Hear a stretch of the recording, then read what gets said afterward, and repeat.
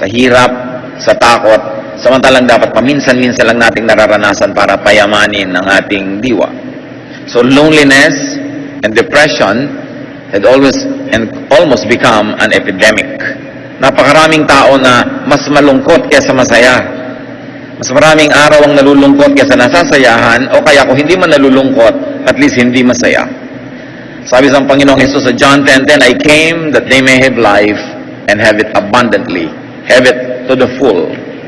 Needless to repeat, and needless to say, all the negative so-called extremes of life are only there for us to appreciate the positive. Pero bakit maraming kalungkutan at maraming gusto pang magpakamatay? Sa ating pag-aaral ngayon ng buhay at kabanata ng buhay ng isang napakadakilang propeta, sisikapin nating unawain ang hiwaga ng kalungkutan.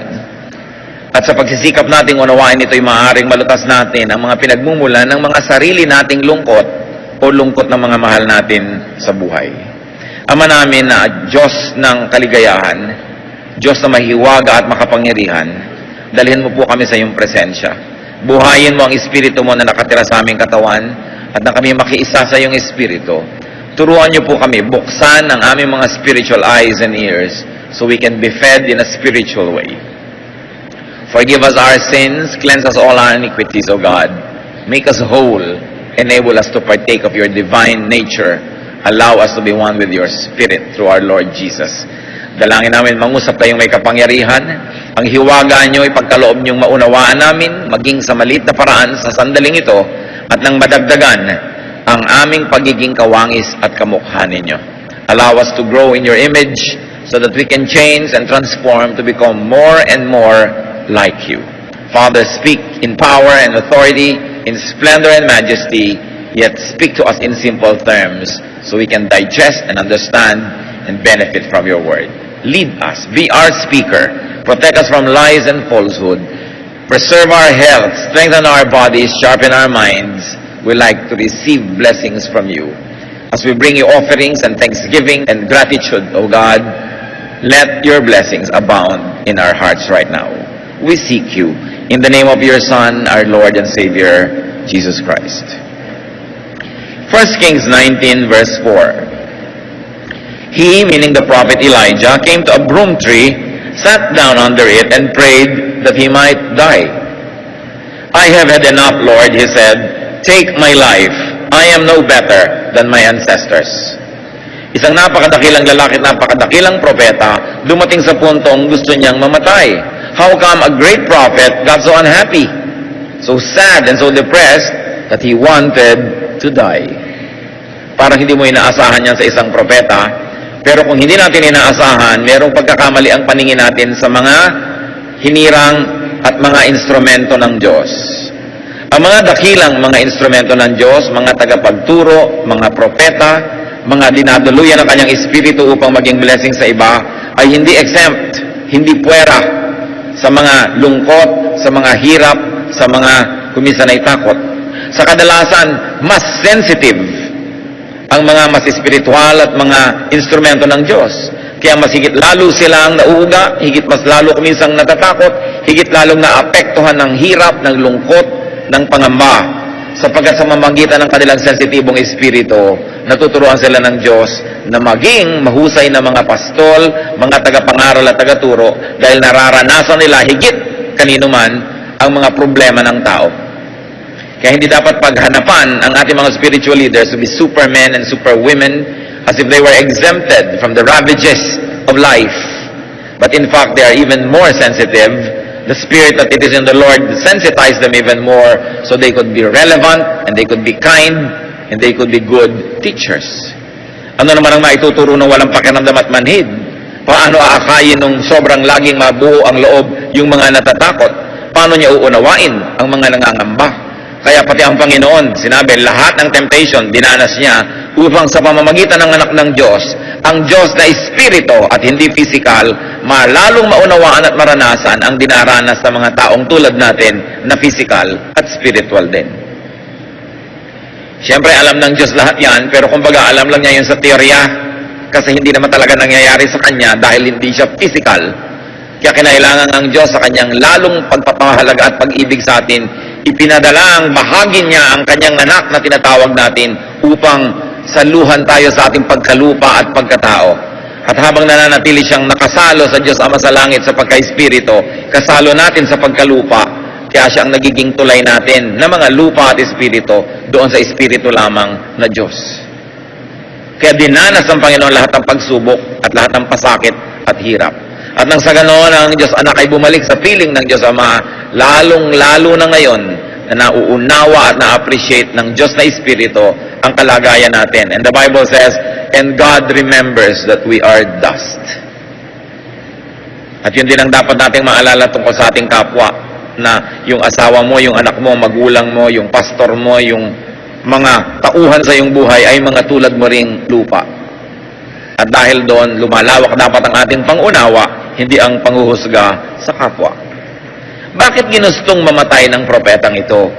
Samantalang napakamakapangyarihan niya, siya'y nakikisalo sa kabanalan at luwalhati ng Diyos. He was a partaker of the divine nature. But why did he want to die? What factors caused such unhappiness to the point that a great man of God would die? Ang background po nito ay may napakalaking gerang relihiyoso. It was a religious war.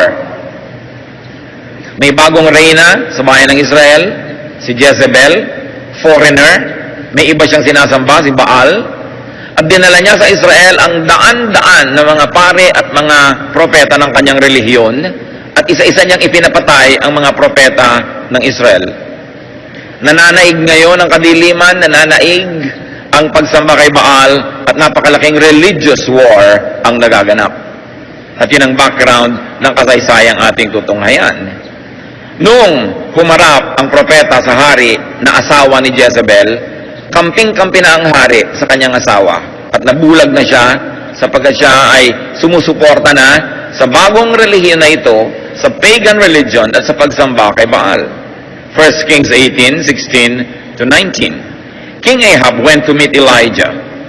When he saw Elijah, he said to him, "Is that you troubler of Israel?" Ikaw ba yan, panggulo ng bayan? Sabi ng hari. "I have not made trouble for Israel." Elijah replied, "But you and your father's family have.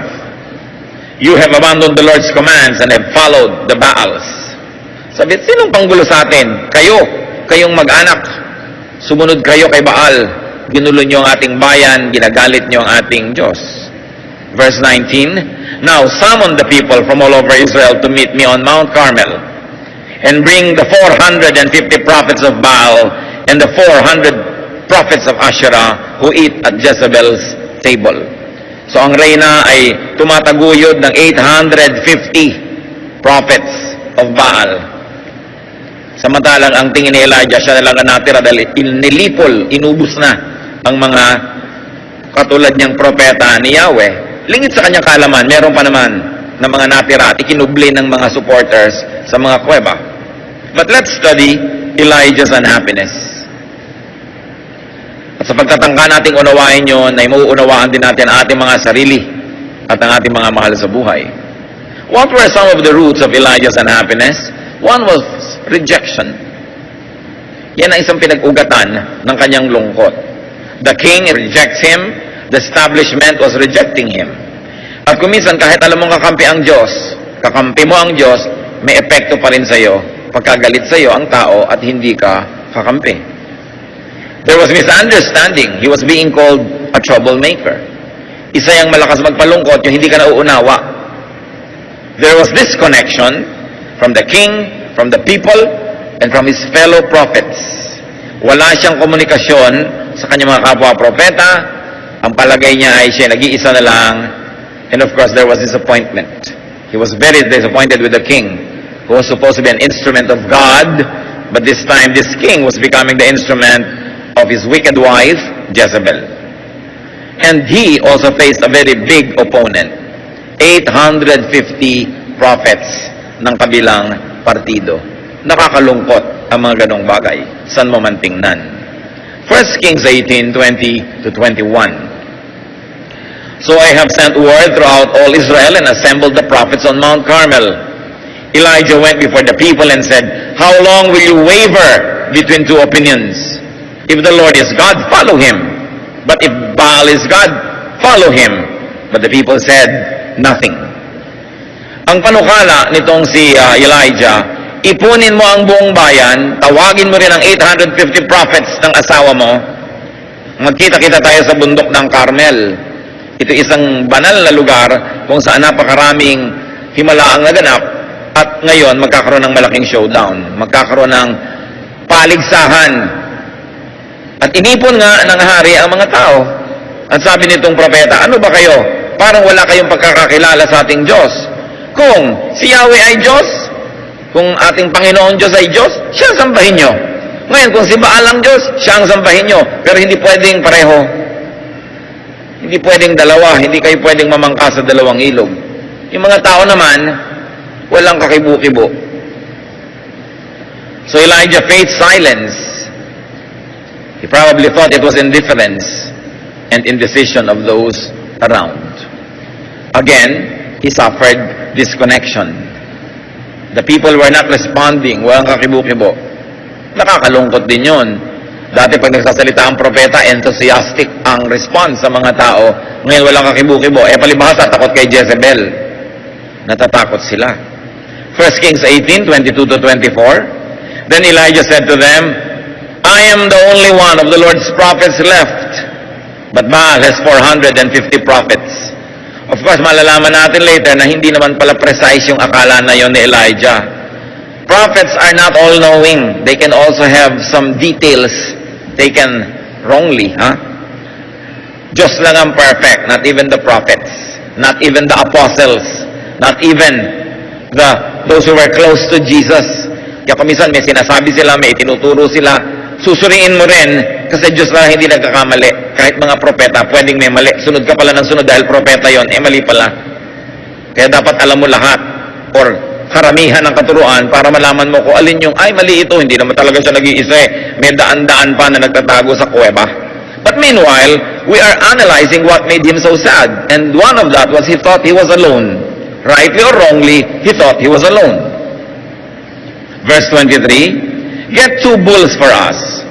Let them choose one for themselves, and let them cut it into pieces and put it on the wood, but not set fire to it.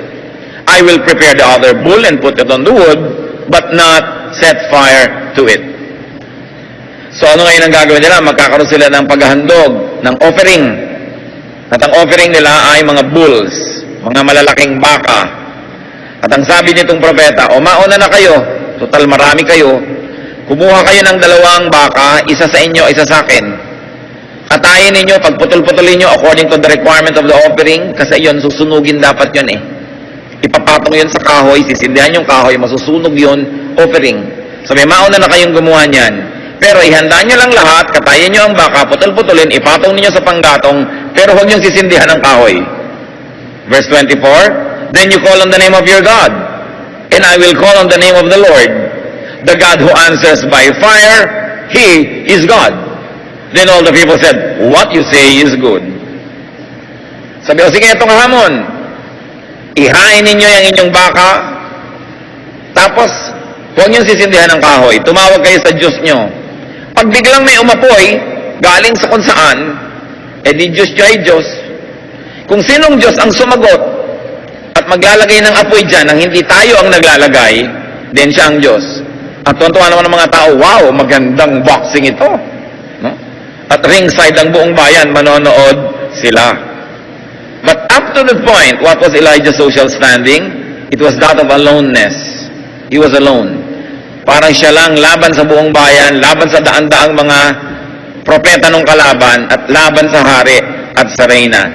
So there was a disconnection, and a showdown was about to happen. Talagang suspenseful ang event na ito. So, naghanda sila. 1 Kings 18:25-29. Elijah said to the prophets of Baal, choose one of the bulls and prepare it first. Sige, mauna na kayo, partida. Since there are so many of you. Call on the name of your God, but do not light the fire. So they took the bull given them and prepared it. Then they called on the name of Baal from morning till noon, and said, O Baal, answer us. They shouted. But there was no response. No one answered. And they danced around the altar they had made. So naagawa na nila. Umagang-umaga pa lang, nagsimula na to. Nagsasayaw na sila, nagtutugtog na sila, nagtatawag na sila kay Baal. Inabot na ng tanghaling tapat, uminit na lang at lahat. Wala pang nangyayari. Verse 27, At noon, Elijah began to taunt them. Shout louder, he said. Surely he is a god. Perhaps he's in deep sleep, or in deep thought, or busy, or traveling. Maybe he's sleeping and must be awakened. So they shouted louder and slashed themselves with swords and spears, as was their custom, until their blood flowed. Sabi ni Elijah, lakasan niyo pa! Baka tulog! Baka nagbabiyahe! Baka pagod! Sige pa, lakasan pa! Lalo namang nilakasan nga nitong mga sumasayaw. Hanggang hiniwa-hiwa nila ang kanilang sarili para lumabas ang dugo nila na paraan nila sa pagtawag ng atensyon ng Diyos nila. Dahil pinaniniwalaan nila na gusto ng Diyos silang nakakaamoy ng sariwang dugo. So, tigmaka sila ng dugo at nabasa na yung lupa. Wala pa. Verse 29, Midday passed, and they continued their frantic prophesying until the time for the evening sacrifice.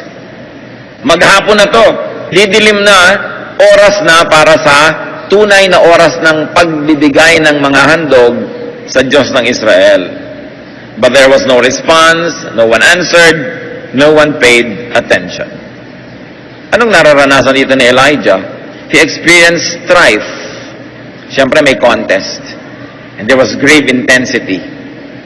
And at this point, he could have already been experiencing fatigue.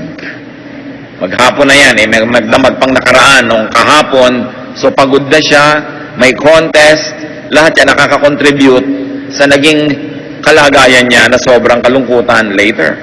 1 Kings 18:30-35.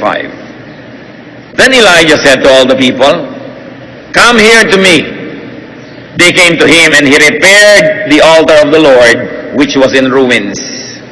Doon niya niyaya ang mga ito, sapagkat nandun sa Mount Carmel, yung dambana ng Diyos, nagiba-giba na, nilulumot na, guho-guho, dahil matagal nang walang nag-o-offering.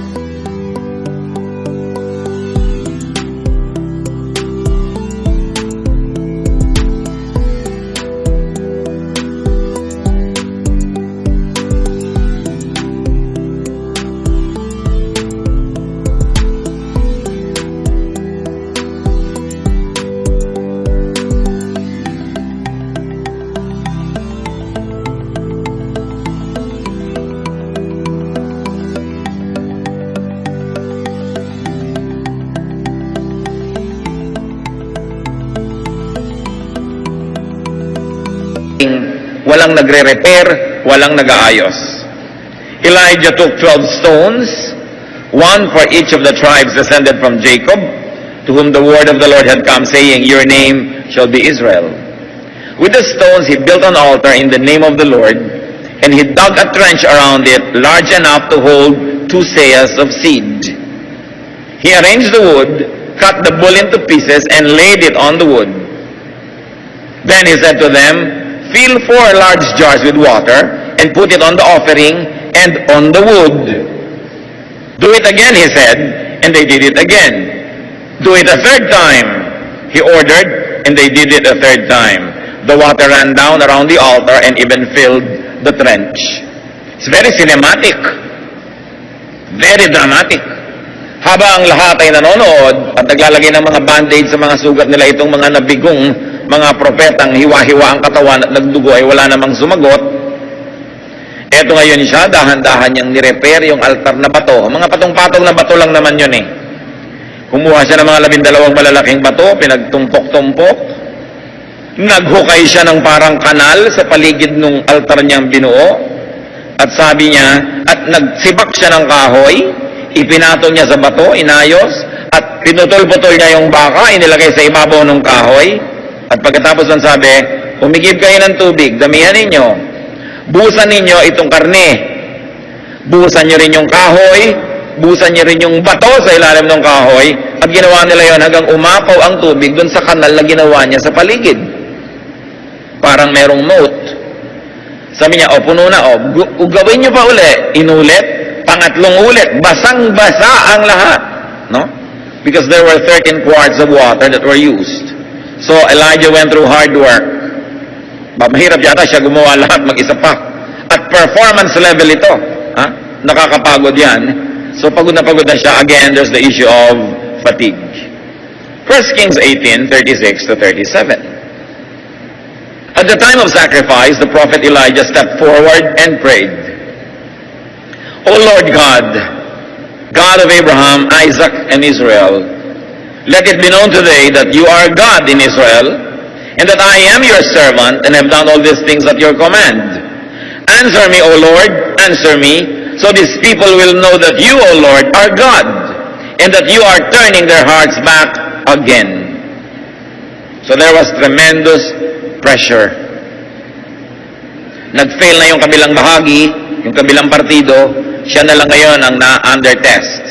At sinabi niya, Lord, tayong dalawa ang under pressure here, tayong dalawa ang nakasalang para subukan. Patunayan mo sa kanila kung sino ka na ikaw ang Diyos ng Israel, at patunayan mo rin sa kanilang ako talaga ang hinirang mo, at hindi itong 850 na ito na kinakatakutan ngayon sinusunod ng mga tao. So there was tremendous pressure. 1 Kings 18:38 to 39. Then the fire of the Lord fell and burned up the sacrifice, the wood, the stones, and the soil, and also licked up the water in the trench. When all the people saw this, they fell prostrate and said, The Lord, He is God. The Lord, He is God. Sa pagdarasal na ito ni Elijah, patunayan mo, O Diyos, kung sino ka. At patunayan mong ako, hindi ang mga peke na ito ang hinirang mo. Biglang may nalaglag na apoy mula sa langit. At nag-apoy yung karne. Nauna yung karne, na nag-apoy. Baligtad ito. Sumunod na nag-apoy yung kahoy. At pati yung bato, at pati yung lupa, nag-apoy. At pati yung tubig na umaapaw, nag-evaporate sa init at tindi ng tubig na galing sa Panginoon. Napatunayan ng bayan kung sino talaga ang Diyos. So, silang lahat ay sabi, totoo nga, ang Diyos natin ang Diyos, siya ang dapat sambahin. So what did the prophet experience here? Success. There was glory. Nagtagumpay siya. Napakalaking tagumpay para sa Diyos at para sa kanya ring ministry. 1 Kings 18:40. Then Elijah commanded them, Seize the prophets of Baal. Don't let anyone get away. They seized them, and Elijah had them brought down to the Kishon Valley and slaughtered there. O napagod na naman ang pobreng Elijah, mag-isa niyang pinatay lahat ang 850 priests na ito. So there was victory. Complete, perfect victory.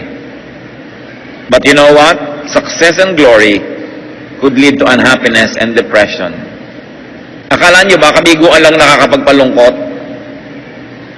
Ang katakataka, yung sobra ding tagumpay, pag lalo't di mo nadala at nakaya, pwede ka rin niyang sirain.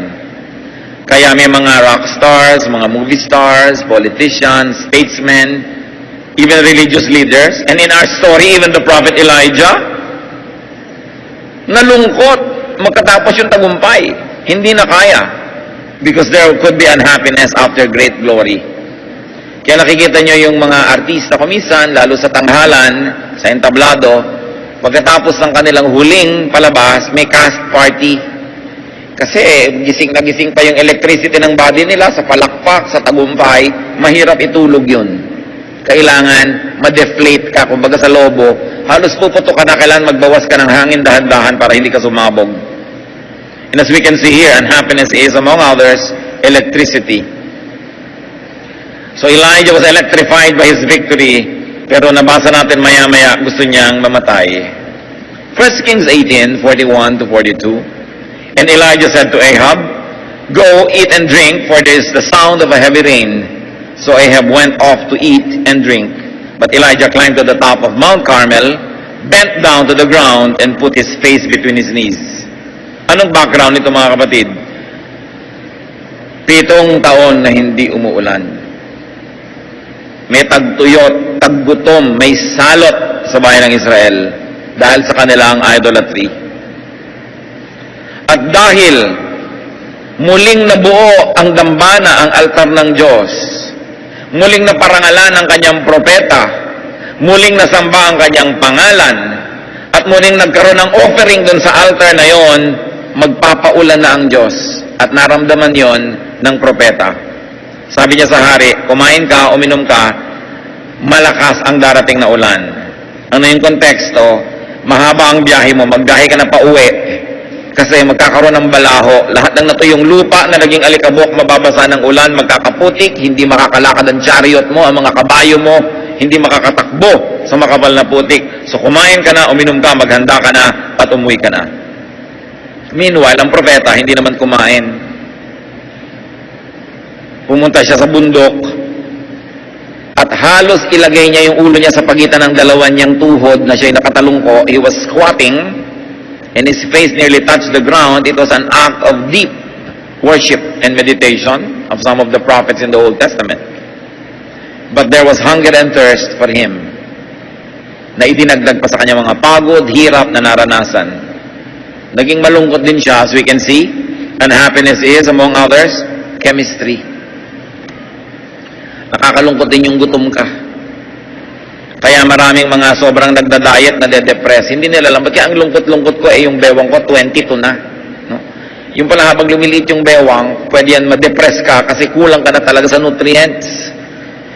1 Kings 18, 43 to 45. Go and look toward the sea, he told his servant.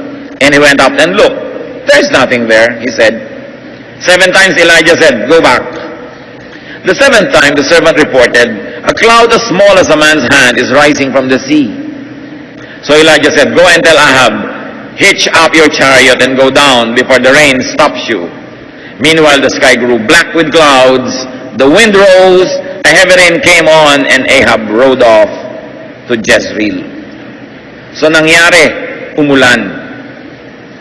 At nagbiyahe itong si Haring Ahab. Now, the distance between Jezreel and Mount Carmel was more or less 32 kilometers.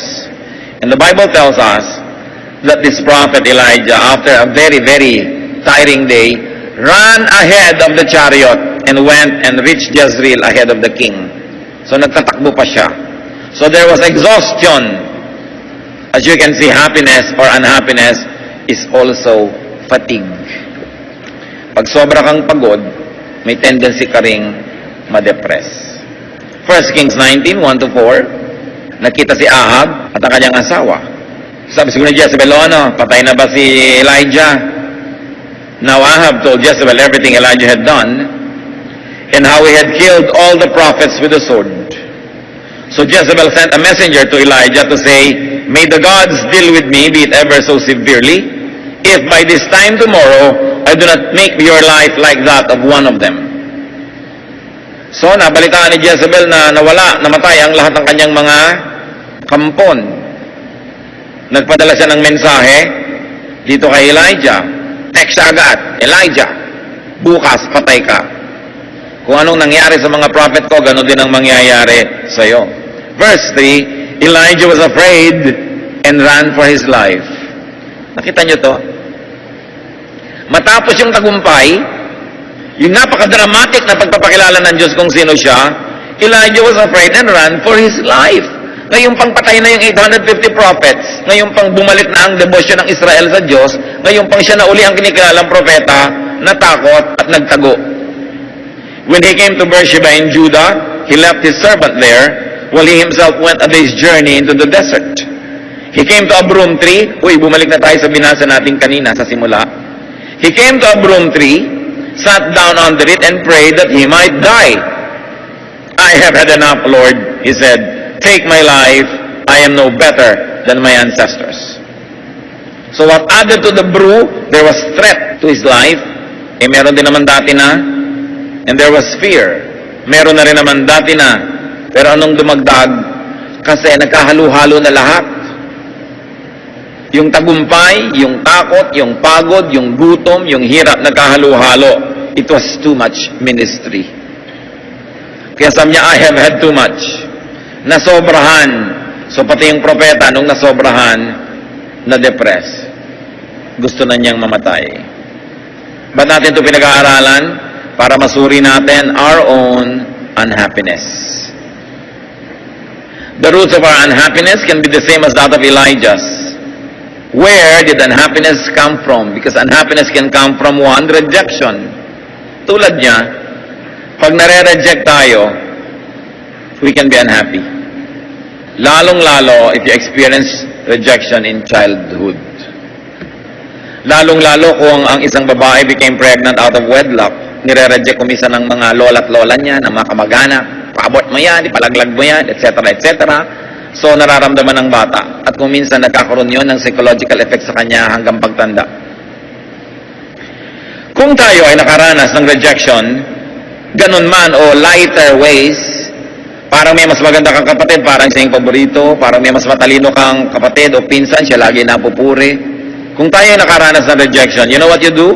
You can no longer change your past, but you can change your heart about it. You can change your outlook. Get over it. Tapusin nyo na yon. And the best way to get over it is to forgive people who rejected you. Sapagkat pag hindi nyo pinatawad lahat yung mga tumanggi, hindi gumusto, umayaw sa inyo noon, dala-dala nyo yung hapdi, yung kirot habang buhay. At kaya madalas gusto nyo siguro magpakamatay o nalulungkot kayo, hindi nyo maintindihan. Kasi merong nakaugat sa puso nyo dapat ay bunutin, and that is sorrow and pain and bitterness. At ang mahalaga, get accepted by others now.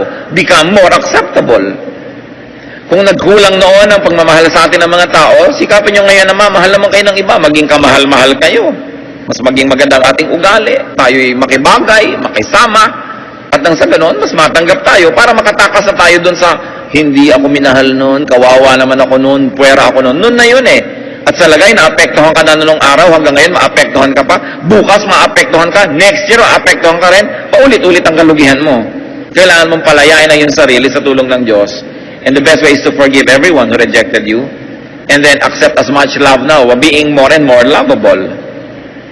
At isang magandang lesson sa atin, mga kapatid, do not reject people.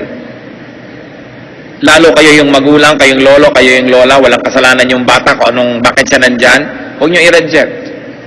Kung minsan yung mga lola, naiinis doon sa manugang, yung bata ang napagdidiskitahan, rejected. Lalo kamukha ng kanyang balae. Kamukha ng balae itong batang to, mukhang impacto. So yung bata, walang kamalay-malay, nare-reject siya. Kung minsan naman, gustong-gusto mo yung isang manugang mo, mahal na mahal mo yung apo mo na yung sa manugang mo, ang bata sensitive. Let's not reject people. Teacher ka, don't play favorites. Mas huwag tayong mag-reject kasi alam natin, malalim ang sugat na nililikha niya.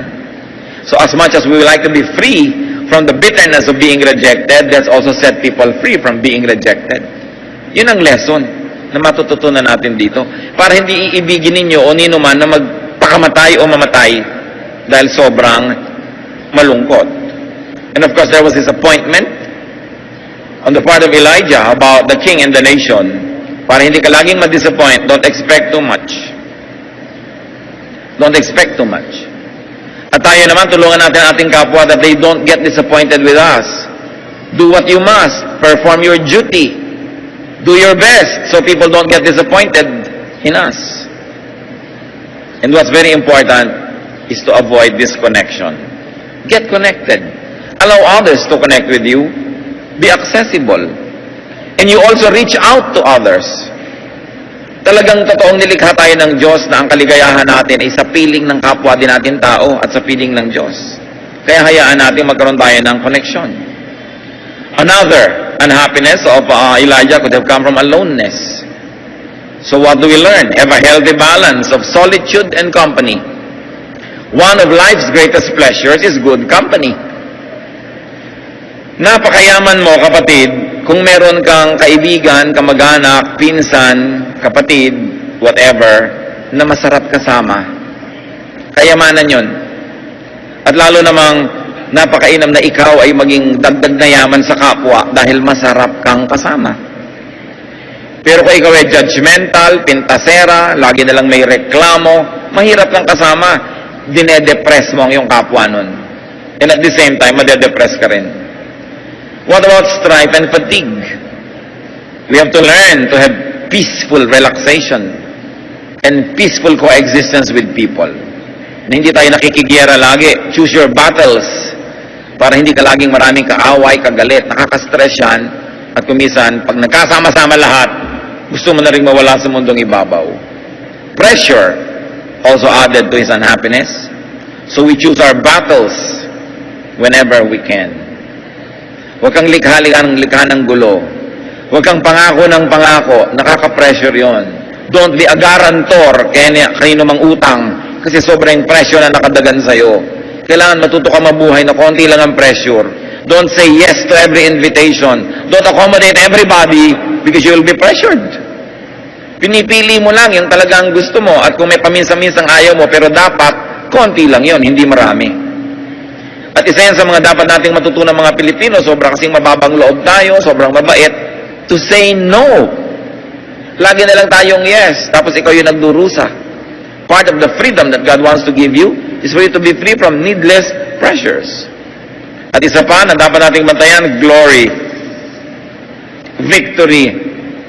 Pag sobra kang yumayaman, sobra kang sumisikat, sobra kang gumaganda, sobra kang nagtatagumpay, go down. Huwag ka masyadong maniwala na dakila ka.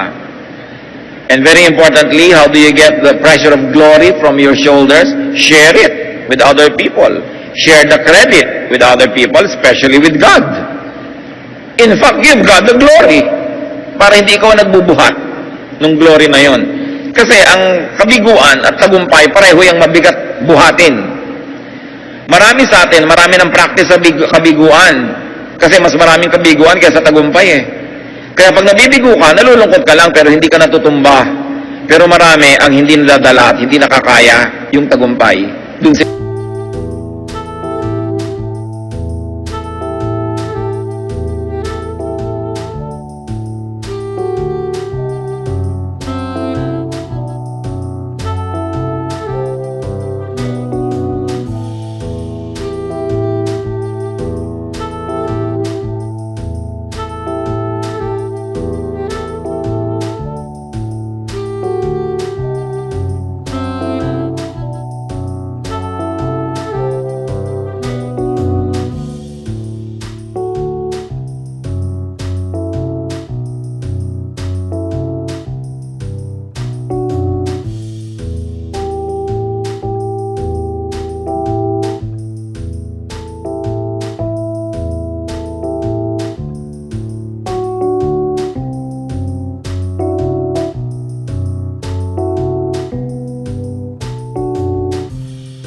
nasisira.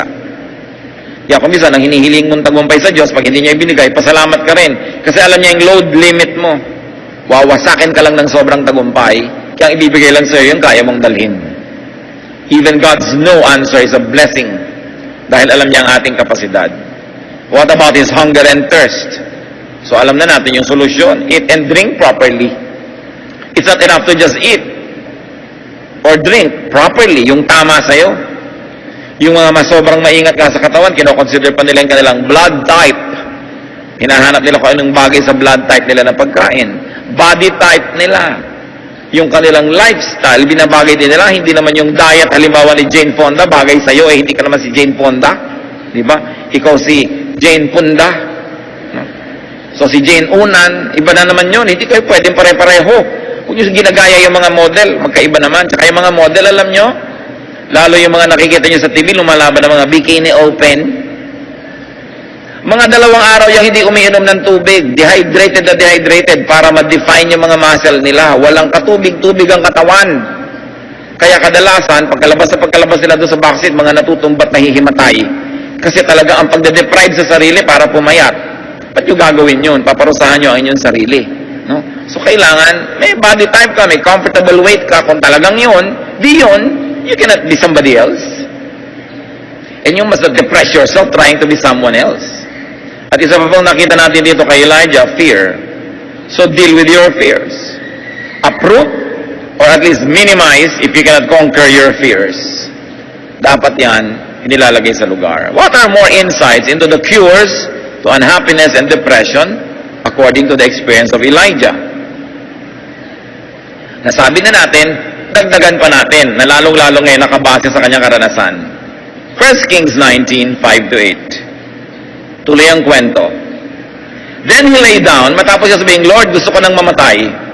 Then he lay down under the tree and fell asleep. All at once, an angel touched him and said, get up and eat. He looked around, and there by his head was a cake of bread baked over hot coals and a jar of water. He ate and drank and then lay down again. Matapos siya magreklamong hindi na niya makaya, napahiga na siya doon sa lilim ng puno at siya ay nakatulog. Pinukaw siya ng anghel, hinipo siya, tinapik-tapik at sinabing, bumangon ka muna. No? Kumain ka muna. Huwag kang matulog ng gutom. So pagtingin niya, may pagkabango-bango mga tinapay na talagang bagong bake sa kanyang ulunan at meron pang isang banga ng tubig. So bumangon siya, kinain niya, ininom at nahiga uli. Sa inyong mga tamad magluto, matutulog na lang ng gutom, learn this. Yung ayaw na magluto, ayaw na maghugas ng plato, itutulog na lang yung gutom, may pagkain naman. No? So learn from this. Baka marami kayong depression na galing dyan. Ito naman siya, hindi tamad. Wala lang talaga siyang pagkain, kaya pinaghimalaan. Ngayon, kung meron kayo sa bahay nyo, hindi nyo kailangan ng himala. Verse 7, the angel of the Lord came back a second time and touched him and said, get up and eat, for the journey is too much for you. So he got up and ate and drank. Strengthened by that food, he traveled 40 days and 40 nights until he reached Horeb, the mountain of God. Ministry na naman.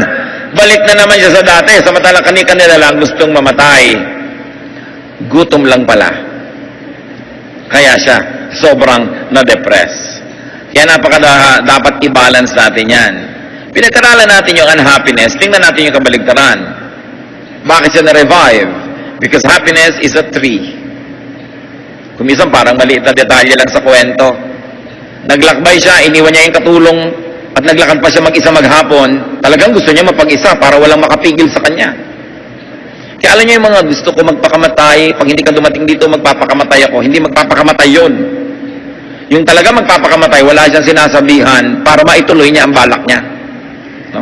Paminsan-minsan, baka rin matuloy, kayo na makiramdam, no? Kung nag-iinarte lang, yung gustong kunwari magpapakamatay. Kung minsan man, baka nga matuloy, so bahala kayo kung anong gagawin nyo.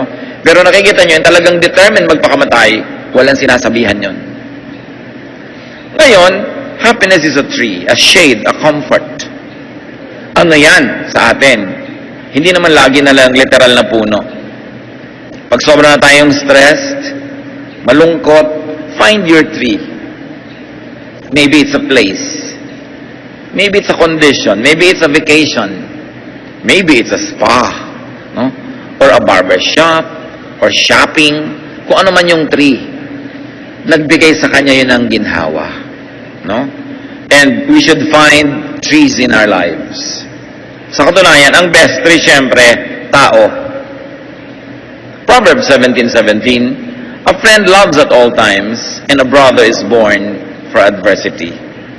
Tiyakin nyo naman na kung marami kayong ipinupundar sa buhay, at least makapagpundar kayo ng mga kaibigan na talagang kapalagayang loob, nauunawa nyo at inuunawa kayo, yung pwede kanyang gisingin sa madaling araw at pwede mo rin siyang gisingin, pwede mo siyang abalahin at pwede ka rin niyang abalahin, tiyakin yung meron kayong ganun sa buhay. Kasi isang malaking kayamanan ang may ganun sa buhay. Job 6:14, the despairing man should have the devotion of his friends. Kasi si Job, nagdurusa, sabi ng mga kaibigan niya, siguro may kasalanan ka. Sabi niya, may kasalanan ako at wala, may atraso ako sa Diyos at wala, dahil nagdurusa ako, dapat kaibigan ko kayo. unawain niyo ako, huwag niyo ako i-judge sa panahon na ito. Sabi niya, ang kailangan ko, yung devotion niyo, hindi yung judgment. So kung meron tayong mga non-judgmental friends, at lagi nating binabaliktad yan mga kapatid, gusto nating may kaibigan, magbigay din tayo ng friendship. Gusto nating may dumuunawa sa atin, magbigay din tayo ng pangunawa. Do to others as you would have them do to you, sabi ng Panginoong Jesus. Ang Diyos, 2 Corinthians 7:6, God comforts the downcast. So napakasarap na sa Diyos kasi pero siyempre maganda yung relasyon mo sa Kanya. Wala kang agam-agam, close kayo ng Diyos. Happiness is also rest and sleep. Nakita nyo na iba siya nung nakatulog. Ang bait nga ng Panginoon, Exodus 34:21, 6 days you shall labor, but on the 7th day you shall rest. Even during the plowing season and harvest, you must rest. Kahit oras talaga ng trabaho, dapat may pahinga. So magpahinga tayo at payagan din natin ang ating kapwa na magpahinga. Huwag natin din laging pagurin. Mga anak, bigyan nyo ng pahinga ang inyong mga magulang, lalo sa gastos. No? Mga anak din naman, pagpahingahin ng magulang mula sa kutakot-takot na sermon. Dapat may pahinga ang tao. Hindi lang ikaw ang may pahinga, dapat nagbibigay ka rin ng espasyo sa kapwa mo na magpahinga rin siya. Kung meron kayong mga staff sa bahay, abay bigyan nyo naman ng espasyo kung saan sila matutulog. At kung talagang wala kayong espasyo, pero yung mga staff kayo sa bahay at natutulog sila sa sala, pag orasan ng tulog nila, huwag na kayo magpakalat-kalat sa sala. Huwag na kayo doon manood ng TV, magbasa at kung ano-ano, dahil kailan pa sila matutulog. So binibigyan nyo ng pahinga. At yung turo na yan, lalo kung may kapangyarihan tayo over other people, we should exercise the prerogatives of God and give people rest. Mark 6:31, then because so many people were coming and going that they did not even have a chance to eat, He said to them, come with me by yourselves to a quiet place and get some rest. Ang Panginoong Jesus, napansin niya na yung mga disipulo niya ay sobrang pagod na sa dami ng nagpapagamot, nagpapapray, nagpapakounsel. Sabi niya, teka, time out, iwan natin lahat yung pasyente, rest muna tayo, retreat muna tayo. Nakita niyo yung pag-ibig ng Diyos? Hindi lang niya mahal yung mga tao, mahal din niya yung workers. So niya, magpahinga tayo. Hayaan niyo na sila. Hindi naman nauubos siyang may sakit at gutom, magpahinga muna tayo. At pag nakapagpahinga na kayo, tsaka itutuloy ang ministry. Jeremiah 31:26, my sleep had been pleasant to me. And Psalm 127:2 says that God grants sleep to those He loves. So do the same. Give people around you sleep. Husbands, pag hindi kayo umuwi sa oras, o kayo'y mga nasa fieldwork, malayo, hindi makatulog ang mga asawa ninyo, lalo meron kayong bad record. Okay? Patulugin ninyo mga asawa nyo, ibalik nyo yung kanyang tiwala, pahinga ng puso, hindi yung pag nakatalikod siya kung ano-anong mga himala ang nagaganap. Kaya tuloy, pag hindi kayo magkasama, hirap na hirap ang loob. Napakalaking pahirap yan sa mahal nyo sa buhay.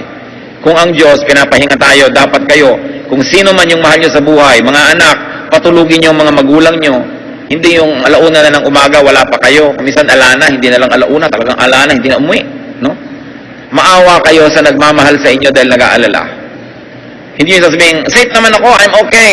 Bakit ba pinoproblema mo yan? Ikaw, alam mong safe ka kasi nandun ka, kasama mo yung sarili mo. Yung hindi nakakakita sa'yo, nag-aalala. At alam yung mga naghihimala, ayaw sumagot sa telepono, low bat. Low bat. Ting nawawala kayo, low bat, no? Lagi na lang na walang signal. Mga ganyang mga issue. Sa Hong Kong nung araw, nung wala pang tunnel between Hong Kong and Kowloon, ang ginagawa ng mga husbands na naghihimala, nagpapakagabi sa office para maiwan sila nung last ferry. Kasi alam nila, pag kumros na yung ferry, wala nang last trip, doon na sila matutulog sa Hong Kong Island. So ano mangyayari? Lahat ng himala nagagawa na nila.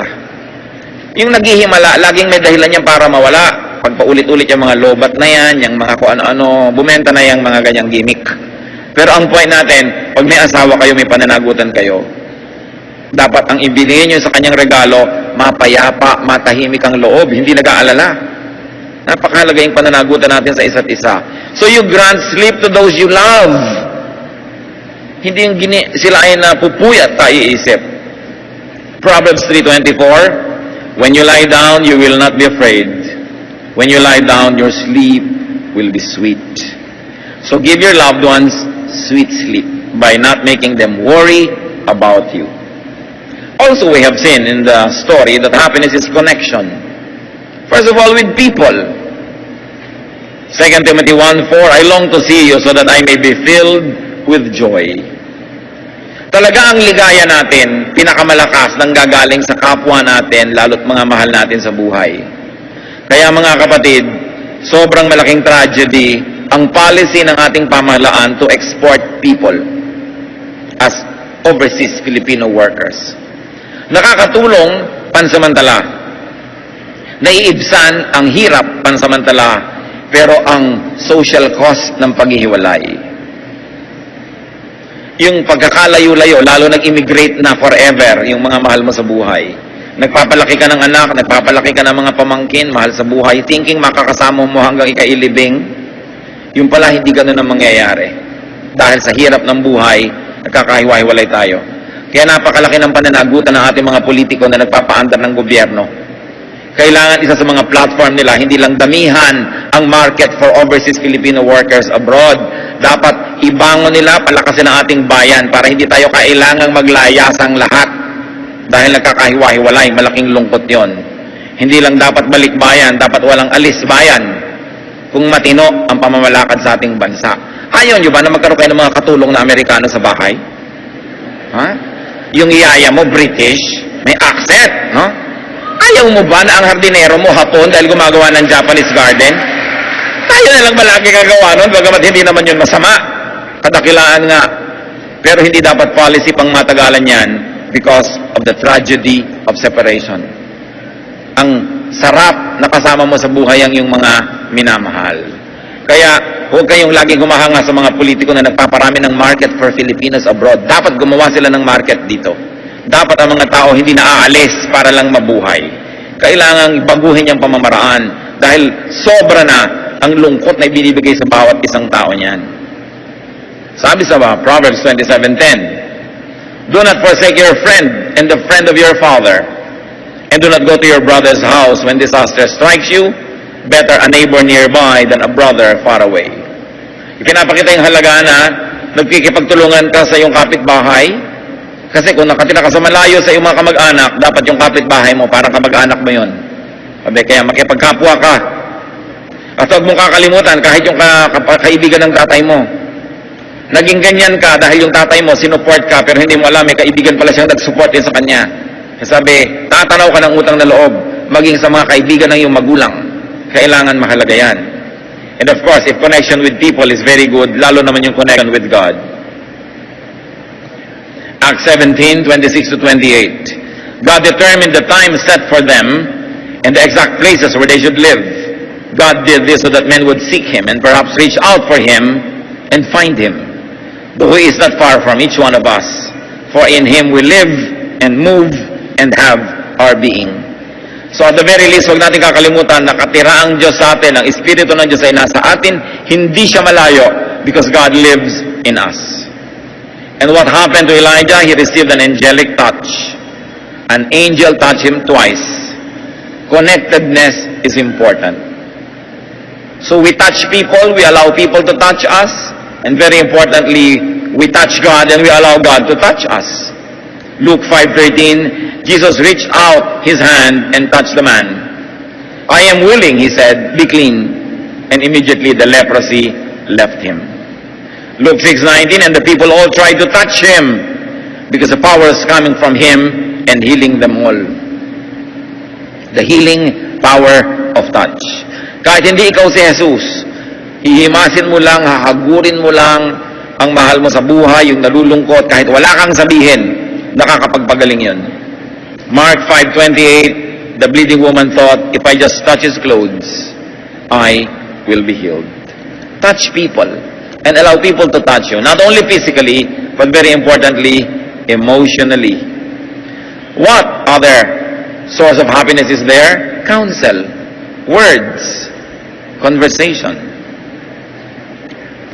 Kung ang salita ay nakakasakit, ang salita ay nakakapagpagaling din. Kaya napakahalaga na nag-iingat tayo sa ating pananalita, pero ang mahalaga, meron tayong kausap. lalo kung tayo ay nalulungkot. Hebrews 10:25, let us not give up meeting together, as some are in the habit of doing, but let us encourage one another. Be sensitive when people need you, not only when you need them. Lalo yung mga text na, musta? Every text is a cry for help. Pag may nagte-text, reaching out lang yan. Baka nalulungkot, baka naiinip. Ikaw naman, okay, bye. Pag may nagmumusta, okay, ikaw, kumusta ka? And then, encourage conversation. Kasi hindi naman yun mangungumusta ng walang nangyayari. Siguro naiinip. Kung minsan, gusto ka talaga niya kumustahin, pero isipin mo, baka siyang may kailangan.